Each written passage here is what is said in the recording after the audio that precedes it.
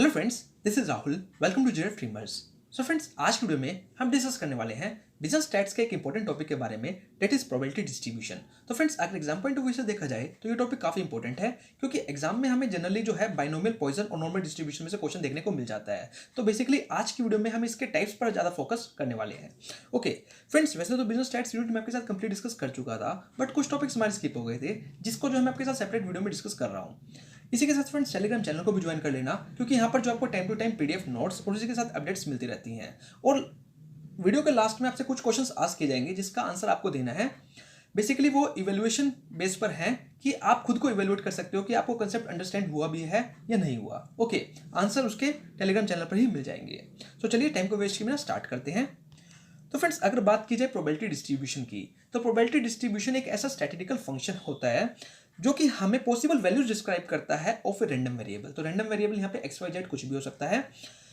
अब ये एक टेबल की फॉर्म में हम क्या करते हैं, इसको प्रेजेंट करते हैं। जैसे कि एग्जांपल के साथ हम समझते हैं, हमने 2 कॉइन्स को टॉस किया या एक कॉइन को 2 बार टॉस किया। हमने देखा कि हेड आने की क्या चांसेस है। अब हो सकता है कि दोनों के दोनों कॉइन्स पर, दोनों की दोनों बारी में हेड ना आए। हो सकता है एक कॉइन पर हेड आ जाए, एक पर ना आए, और हो सकता है कि दोनों के दोनों कॉइन्स पर हेड आ जाए। तो इसका हमने प्रोबेबिलिटी डिस्ट्रीब्यूशन बनाया। तो पहला केस हमारा रहा जिसमें हमारा एक भी हेड नहीं आया, तो 0 हेड आने के चांसेस क्या होंगे, 0.25। तो एक ही केस ऐसा होगा जिसमें हेड नहीं आएगा, तो 0.25 उसकी क्या होगी, प्रोबेबिलिटी होगी। अब हो सकता है कि एक कॉइन पर हेड आ जाए, एक पर ना आए, तो उसकी प्रोबेबिलिटी क्या होगी, 0.50। और सेकंड केस हमारा है कि दोनों के दोनों कॉइन्स पर क्या आ जाए, हेड ही आ जाए, तो उसकी प्रोबेबिलिटी क्या होगी, 0.25, दैट इज 1/4। ओके, तो ये जो है एक प्रोबेबिलिटी डिस्ट्रीब्यूशन बन गया। तो ये टेबल की फॉर्म में होता है और डिस्क्राइब करता है ऑल पॉसिबल वैल्यूज को। ठीक है, होप सो क्लियर हो गया होगा।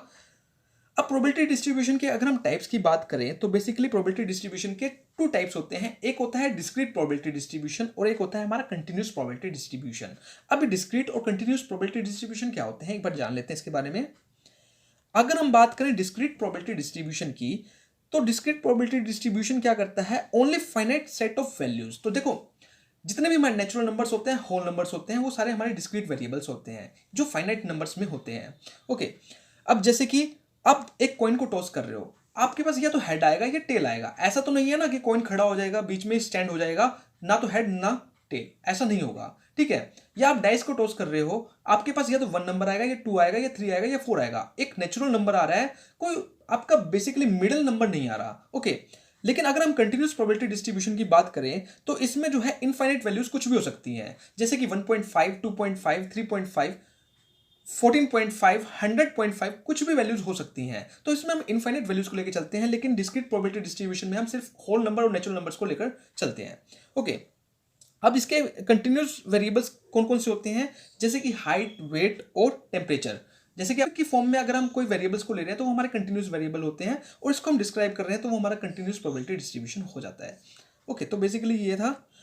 इसके बाद हम बात करते हैं डिस्क्रीट प्रोबेबिलिटी डिस्ट्रीब्यूशन के 2 टाइप्स होते हैं हमारे। एक होता है बाइनोमियल बाइनोमियल प्रोबेबिलिटी डिस्ट्रीब्यूशन, और एक होता है हमारा पॉइजन प्रोबेबिलिटी डिस्ट्रीब्यूशन। अब हम बात करते हैं बाइनोमियल डिस्ट्रीब्यूशन की। तो बाइनोमियल डिस्ट्रीब्यूशन सबसे पहली बात दिया किसने था, तो बाइनोमियल डिस्ट्रीब्यूशन दिया था हमारा स्विस मैथमेटिशियन जेम्स बर्नूली ने। तो काफी इंपॉर्टेंट है फ्रेंड्स कि इसको किसने डेवलप किया था, तो जेम्स बर्नूली ने इस डिस्ट्रीब्यूशन को दिया था। अब इसको कब यूज करते हैं, देखो इस डिस्ट्रीब्यूशन को हम तब यूज करते हैं जब हमारा जो एक्सपेरिमेंट है उसके पास 2 ही पॉसिबिलिटी होती है, या तो सक्सेस मिलेगी या फिर फेलियर। तो जब हमारा एक्सपेरिमेंट 2 ही पॉसिबिलिटी शो करता है, इधर सक्सेस और फेलियर। ओके, इसका जो फंक्शन है वो क्या है, एन सी एक्स पी की पावर एक्स क्यू की पावर एन माइनस एक्स। तो बेसिकली एन जो है यहाँ पर नंबर ऑफ ट्रायल्स को शो करता है, कितने आप एक्सपेरिमेंट्स कर रहे हो।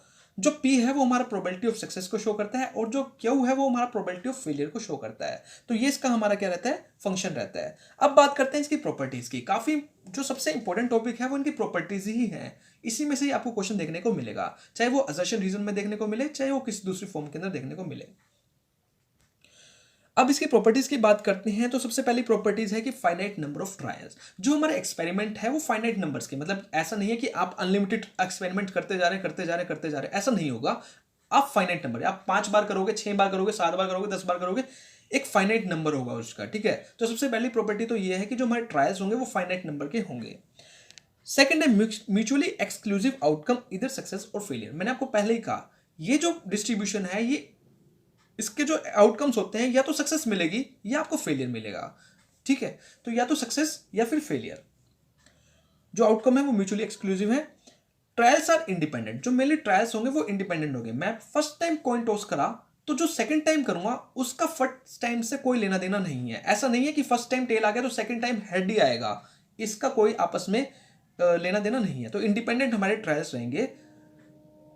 लास्ट है main two parameters, that is an and P. तो बाइनोमियल डिस्ट्रीब्यूशन के अंदर जो पैरामीटर्स हैं हमारे टू इंपॉर्टेंट पैरामीटर्स होते हैं। एक होता है N, that is number of trials, और सेकंड है P, that is of success. Okay, तो टू मेन पैरामीटर्स हैं। इसके पैरामीटर्स काफी इंपॉर्टेंट हैं इन डिस्ट्रीब्यूशंस के। इसके बाद हम बात करते हैं शेप ऑफ बाइनोमियल डिस्ट्रीब्यूशन। काफी इंपॉर्टेंट है फ्रेंड शेप इसकी। अब बाइनोमियल डिस्ट्रीब्यूशन की जो शेप है वो सिमेट्रिकल भी हो सकती है और असिमेट्रिकल भी हो सकती है।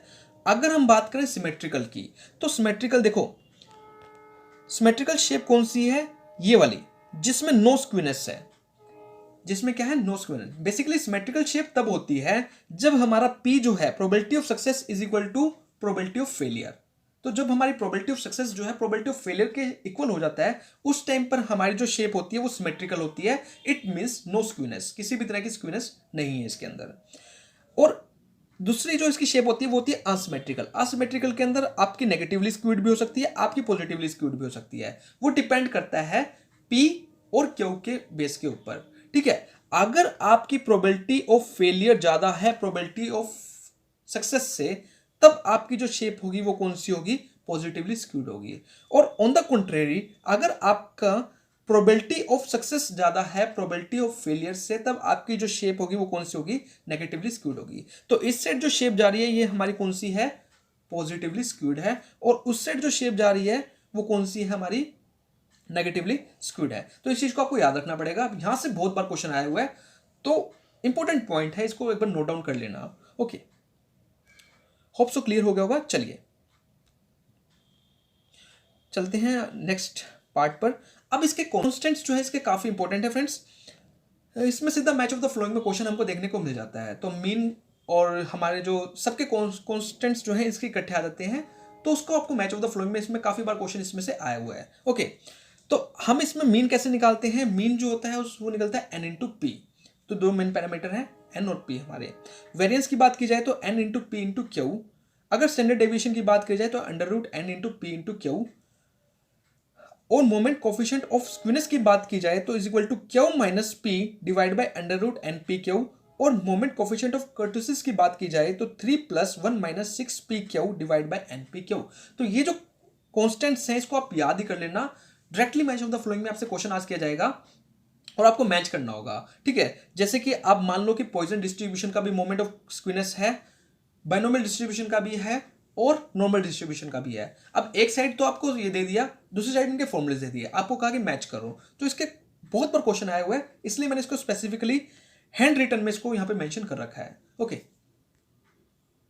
अब हम बात करते हैं पॉइजन डिस्ट्रीब्यूशन की। तो पॉइजन डिस्ट्रीब्यूशन सबसे पहले सबसे इंपॉर्टेंट किसने दिया था, डॉक्टर साइमन डेनिस इन 1837 में दिया था।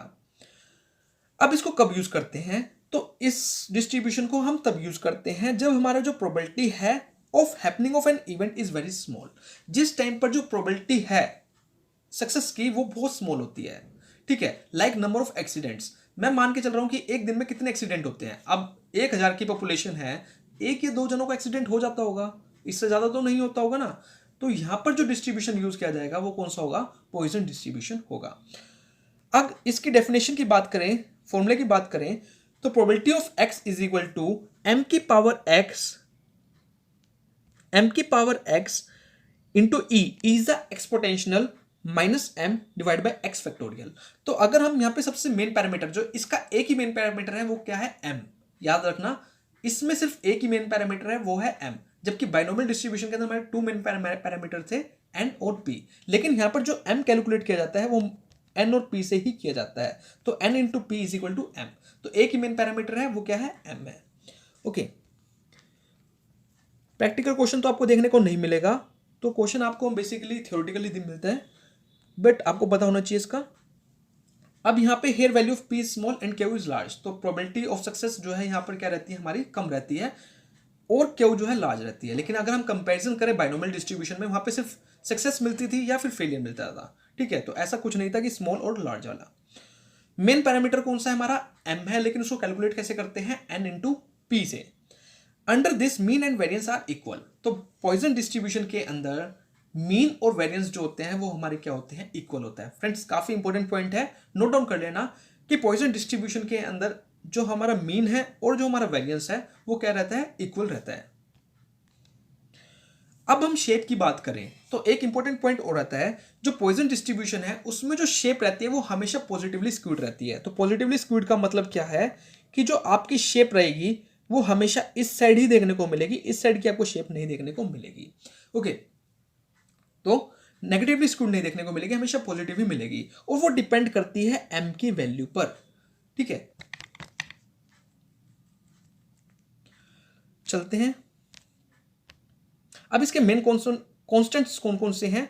पहली बात तो मीन को हम कैसे निकालते हैं, m is equal to n into P. अब वेरियंस जो है वो इक्वल होता है किसके, m के। मैंने आपको पहले ही कहा कि पॉइजन डिस्ट्रीब्यूशन के अंदर mean and variance are equal. अगर हम स्टैंडर्ड डेविएशन की बात करें तो under root m। Moment of coefficient of skewness की बात करें तो 1 divide by under root m। काफी इंपॉर्टेंट है फ्रेंड्स, इस चीज को आप याद रख लेना। मोमेंट कोफिशिएंट ऑफ कर्टेसिस की बात करें तो 3 प्लस 1 बाय m। बस आपको इसको फॉर्मूले याद रखने हैं, क्वेश्चन आपको डेफिनेटली यहीं से मिल जाएगा। ओके, अब इसके बाद हम बात करते हैं नॉर्मल डिस्ट्रीब्यूशन। अगेन सबसे इंपॉर्टेंट डिस्ट्रीब्यूशन है हमारा नॉर्मल डिस्ट्रीब्यूशन। पहली बात दिया किसने था, by Abraham de Moivre in 1733। तो 1733 में ये डिस्ट्रीब्यूशन दिया था, later rediscovered by Laplace and Karl Gauss, that's why it is also called Gaussian distribution. तो इसको हम गॉसियन डिस्ट्रीब्यूशन भी कहते हैं। ठीक है, it is use to study the behaviour of continuous random variable such as height, weight etcetera. तो आपको पता है कि जो नॉर्मल डिस्ट्रीब्यूशन है उसको क्यों यूज किया जाता है, कंटिन्यूस रैंडम वेरिएबल के नेचर को स्टडी करने के लिए, बिहेवियर को स्टडी करने के लिए हम नॉर्मल डिस्ट्रीब्यूशन का यूज। तो ये इसका फंक्शन है, फंक्शन भी कह सकते हैं और इसका फॉर्मूला भी कह सकते हैं नॉर्मल डिस्ट्रीब्यूशन का। चलिए अब हम बात करते हैं इसकी प्रॉपर्टीज की। तो प्रॉपर्टीज में सबसे पहली बात तो ये कौन सा डिस्ट्रीब्यूशन है, ये हमारा कंटिन्यूस प्रोबेबिलिटी डिस्ट्रीब्यूशन है। बाकी दो कौन से थे, हमारे डिस्क्रीट प्रोबेबिलिटी डिस्ट्रीब्यूशन थे। जो यहां पर जो हमारी शेप रहेगी नॉर्मल डिस्ट्रीब्यूशन की वो हमेशा कैसी रहेगी, सिमेट्रिकल रहेगी, परफेक्टली सिमेट्रिकल आपको शेप देखने को मिलेगी। जैसे कि हमने बाइनोमियल डिस्ट्रीब्यूशन में बात करा था, वहां पे सिमेट्रिकल भी थी और असिमेट्रिकल भी थी, लेकिन नॉर्मल डिस्ट्रीब्यूशन के अंदर आपकी शेप कैसी रहेगी, परफेक्टली सिमेट्रिकल रहेगी। ओके, देखिए इस तरह की आपको शेप देखने को मिलेगी नॉर्मल डिस्ट्रीब्यूशन में। अब जो इसके अंदर सबसे इंपॉर्टेंट प्रॉपर्टी एक और आती है, इसमें हमारा मीन जो है वो इक्वल होता है मीडियन के और मोड के।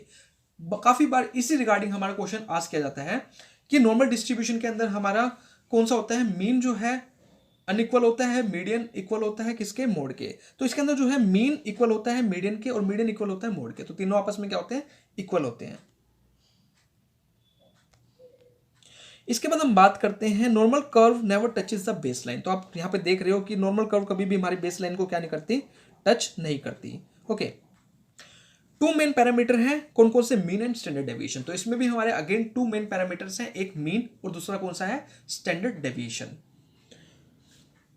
Normal distribution can be called as standard normal distribution when mean is equal to 0 and variance is equal to 1. तो normal distribution को आप standard normal distribution कहेंगे कब, जब हमारा mean जो है वो 0 के इक्वल हो जाएगा और variance जो है वो 1 के इक्वल हो जाएगा। अब आपको पता है कि जो हमारा mean है वो मीडियन के इक्वल होता है और मोड के इक्वल होता है। तो आपसे कहा जा सकता है कि बताओ जब हमारा मोड 0 होगा और स्टैंडर्ड डेविएशन 1 होगा, क्या हम डिस्ट्रीब्यूशन को स्टैंडर्ड नॉर्मल डिस्ट्रीब्यूशन कहेंगे। तो आपको वहां पे सोचना नहीं है, क्योंकि मोड हमारा मीन के इक्वल होगा तो इसका मतलब मीन भी हमारा 0 के इक्वल होगा। तो उस केस के अंदर वो हमारा क्या हो जाएगा, स्टैंडर्ड नॉर्मल डिस्ट्रीब्यूशन हो जाएगा। Under this moment coefficient of skewness is 0 and moment coefficient of kurtosis is 3। तो स्क्यूनेस हमारा यहाँ पे 0 होता है और कर्टेसिस यहाँ पे कितना होता है, 3 होता है। तो तीनों का आपको याद रखना है कि किसमें कितना कितनी वैल्यूज होती है, कौन कौन सा हमारा फॉर्मूला होता है। ओके, अब आपके लिए क्वेश्चंस हैं। देखो हमने ज्यादा डीप डाउन जाकर तो चीजों को एनालाइज नहीं करा, लेकिन जितना हमारा एग्जाम ओरिएंटेड था हमने वो सारी चीजें डिस्कस कर ली हैं। ओके, अगर आप डिटेल में वीडियो चाहते हो तो आप प्लीज कमेंट करके बता देना।